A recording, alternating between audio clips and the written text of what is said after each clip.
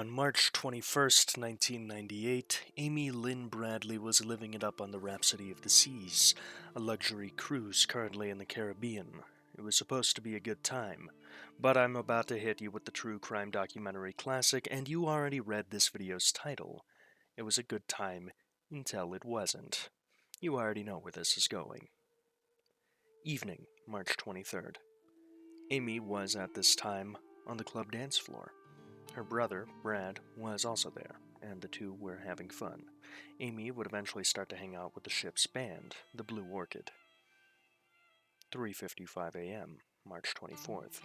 The ship's computer system logged Brad entering the family's room. 3:40 a.m., the ship's computer logs Amy entering the room. At roughly 5 a.m., Ron Bradley, Amy's father, wakes up and checks on his children. Brad is absolutely schlumped in the room, and Amy is also absolutely schlumped, but on the porch with the door closed. Sometime between 5 to 6 a.m., Amy, one way or another, takes her cigarettes, her lighter, and then leaves the room. She is not seen doing this, and she is never heard from again. After 6 a.m., Ron notices that Amy is gone, and begins searching for her himself. 6:30 a.m., a now scared Ron wakes up the family. Sometime between 6:30 and 7 a.m., the Bradley family, unable to find or otherwise reach Amy, reports her missing to the ship's staff and pleads that they keep the boat at sea until Amy is found. The crew refuses and docks the boat in Caraco. This is widely believed to be what sealed Amy's fate. 7:50 a.m. After most of the passengers have disembarked the boat, the crew uses the intercom and asks Amy to come to the front desk. She doesn't. 12:15 to 1 p.m., a search is conducted to no avail. After the search, Royal Caribbean and the Netherlands Antilles start searching the waters near the boat and the town near it. They find nothing, no signs of foul play, no clues, and at the time no witnesses stepped forward. It was as if she just walked into a different world when she left that room. Obviously something happened, but what precisely? I love to quote Occam's razor in cases like these because oftentimes people independently investigating will come to some of the goofiest conclusions. No, r/unsolved mysteries. She did not steal a lifeboat to become a warlord in the Congo. In this case, however, I won't cite the easiest explanation.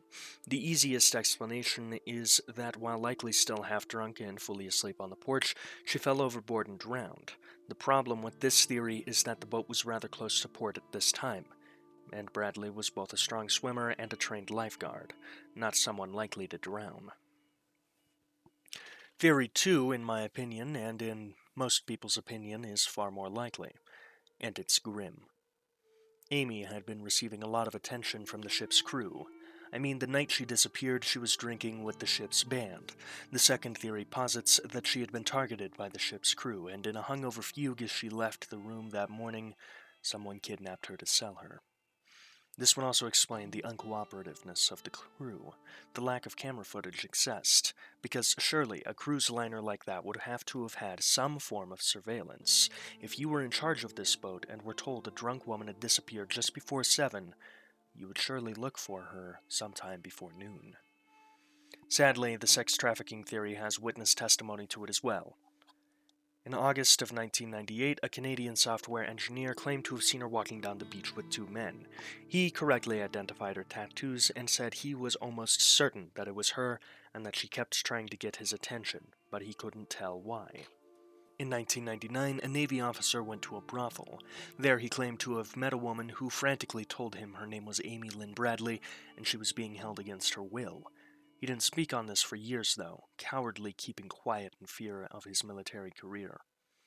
In 2005, a woman named Judy Moore would claim to see a woman in a grocery store bathroom who told her her name was Amy and she was from Virginia, Bradley's home state.